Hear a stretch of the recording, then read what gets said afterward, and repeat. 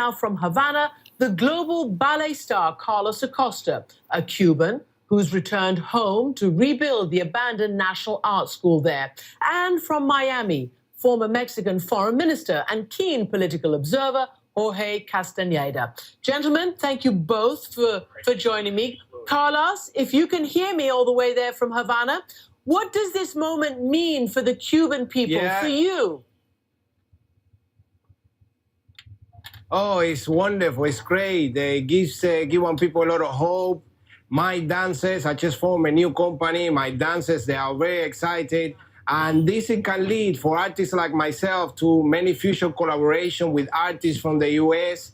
I mean, like we all know, we are neighbors, and you know, all sorts of new artistic collaborations can emerge from this, and it just gives the Cuban people a lot of hope. You know, we're really excited about this. So let me ask you, I first met you there in 1999, and you have then become the principal ballet dancer at the Royal Ballet here. You were the first foreign dancer with the Bolshoi. You have had, and there we were walking in London actually a few years ago.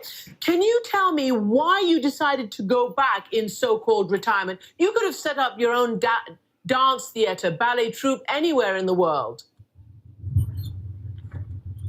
Yeah, that's right. But my heart has always been here in Cuba. And, you know, it is up to us to come back and help to form the next generation of artists. I mean, if I take it a little bit more selfish, you know, I could have, like you say, end up in London and forming my own company. But my heart has always been here. I'm Cuban, and I want to do the best I can to help my country in any way I can. And, you know, I see that there is a trend of artists that need direction, that needs, there's got to be all this bridge from Cuba to the world for the future of the art and the future of the nation in all. And, you know, I want to do my very best in trying to change and trying to help the legacy of dancing that is very rich in my country. Stand by a second, Carlos, because I want to bring in Jorge Castaneda, former Mexican foreign minister, and really a keen observer of all this Cuban and Latin American diplomacy by President Obama. Are you swept away? There you are in Miami, sort of known partly as Little Havana for the Cuban exiles. Are you as swept away by the moment in Havana right now? Well, Christiane, I think everybody who has followed Cuban history the last 50 years or so is swept away by the images, by the photo ops, by the symbolism of President Obama's visit and by the reception given to him by President Raul Castro. Now, that said, how much of this will actually change for the Cuban man or woman in the street is more difficult to say. I think President Obama decided after a while that he was not going to try and get major concessions from the Cubans in exchange for his own advances, and that he would prefer to go to Havana, have the symbolism, have the goodwill apparent all the time, and hope for the best later. He didn't have much time to wait, and he made this decision, which was probably the wise, pragmatic one to make. But, of course, Christiane, that also means that the Cubans are in no rush to make any of the significant concessions or changes that at one point it seemed that they might have made on democracy, on human rights, on really opening up their economy. Why do you think it seemed like they might have made it? I mean, based on what, Jorge? Because people are saying that at this moment, this is the best that Obama could have expected. And I guess now that regime change seems to be officially off the table, presumably people in Miami, the traditional opponents of this kind of rapprochement, are feeling, how are they feeling? Well, from what I've read here, I only arrived yesterday, but from what I've read and heard, a lot of them are not really that happy, although there is general support for ending the embargo, general support for normalization of relations with Cuba, undoubtedly. Some people believe Obama could have gotten more. Others agree with him that he should not really have put up any fight to get more, just to go ahead and have the symbolic trip and do it. The point is not whether the Cubans have changed their mind. The point is whether Obama changed his mind. Apparently, 6, 7, 8 months back, he seemed to suggest that he would only go to Cuba if there were real significant advances on human rights and democracy, short of regime change. But something that did not occur, and I think Obama rightly decided to go anyway. But it's important to realize that that's where we stand today. No change on human rights, no change on democracy. Carlos, you can hear what some of the critics and the observers are saying, and Obama talked about, differences with the Castros over democracy and human rights. Is this something that is important to you and to the Cuban citizens? Do you expect and hope that your country will open up politically as well as economically? I think for me, one of the most important things is that in a war, nobody wins. And these two countries have been in a war for 50 years, over 50 years. And there are a lot of things that are changing here in Cuba. Business are flourishing. For instance, a few months ago, you couldn't go into a restaurant and all you get is black beans, chicken, and rice. And now you could find broccoli in restaurants. You could find rucola, zucchini. Things are flourishing more and more and more. So that can be bad, and that it came about from that pact of friendship that these two countries had struck. And of course, everything is not going to happen overnight. It is a process. But things are happening for the best. Mm-hmm. And I'm very hopeful about what the future is going to bring. Mm-hmm. Carlos, you make me smile. I've been to some of those markets where there was literally nothing and people could barely afford anything after their monthly rations expired. But the broccoli and the zucchini is presumably, yes. I do remember very well, it's presumably for the perhaps more well-off Cubans now. And you yourself grew up in incredible poverty. You remember that.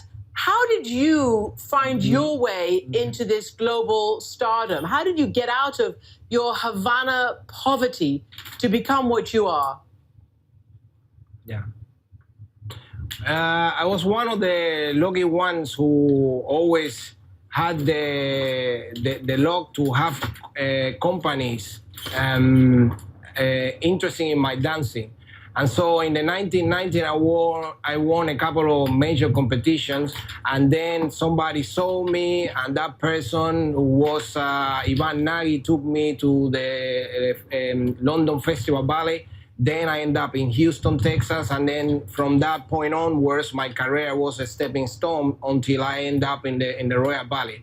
I know that I was one of the lucky ones because at that point the border was quite close and people had to defect in order to audition for companies. But these companies, they came here to the island, and I've been able to negotiate some sort of legal status that allowed me the freedom to go back and forth.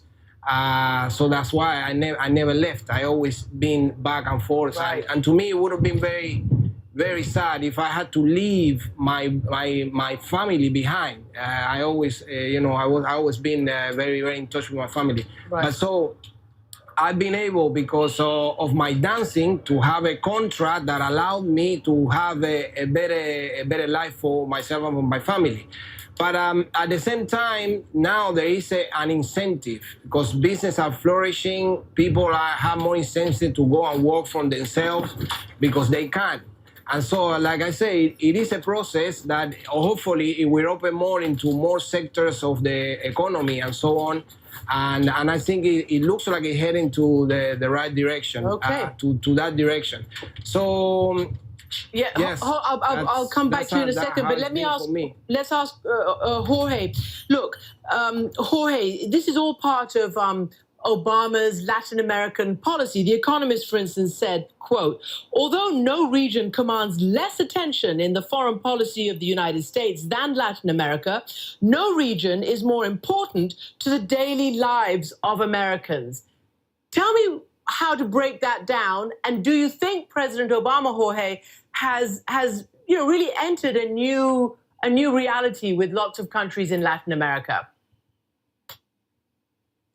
Well, I think the first statement by The Economist is absolutely true, Christiane. In other words, there is nothing as important as Latin America to the United States, but he hasn't paid that much attention to the main issues, partly because he hasn't been able to. Immigration, drug trafficking and drug enforcement, series of other matters which are actually far more important on the bilateral agenda with Mexico, with Brazil, with Argentina, with Colombia, than relations with Cuba, which have a huge symbolic importance, but very little day-to-day meaning in relationships between each Latin American country and the United States. The problem is that Obama has, said all the right things, made the right gestures, but when it comes down to actually getting things done or changing U.S. policy, for example, on drugs, there's an upcoming United Nations special session of the General Assembly a month from now to try and change drug policy worldwide. Well, Obama is not leading on this matter. He's letting other people's lead, but he's not really doing that very much. The same on immigration. He's tried to get immigration reform done in the U.S. Congress, but hasn't succeeded. Now he's trying to do it by executive decision. He hasn't succeeded there either. On trade matters, some progress has been made, but not a whole lot. So I think you have, huge symbolic achievements which lay the ground for someone coming later, but not perhaps substantive achievements right now, Christiane. Sometimes, as you say, it's slowly, slowly. Carlos, at least the Cuban leaders will not be able to blame America for everything going forward, and nor will the Latin Americans either, because this now has been taken away by the Obama policy. Are you worried, Carlos, that Cuba will suddenly become super Americanized? Are we going to see, I don't know, Miami in Havana? No, I don't think so. I don't think so. It didn't happen when the Spanish were here. It didn't happen when the Americans were here. I think Cuba culture is so strong. The amount of rhythm born in this country are so strong that it's always gonna come through. Remember, in the Americans, there was a rhythm called cha-cha-cha, which is the most simple rhythm that it was invented for the Americans because they couldn't dance the more complex Cuban dances. And so they say, and so they tailor-made this rhythm for the American market, and it's always it wouldn't happen. I'm not worried about that because whatever else is going to be a melting pot, is going to mutate into something else. But the Cuban spirit is still gonna prevail at the end. Cha-cha-cha indeed. Carlos Acosta, thank you so much for joining us from Havana tonight, and Jorge Castaneda, thank you very much indeed from Miami. Thank you, Christiane.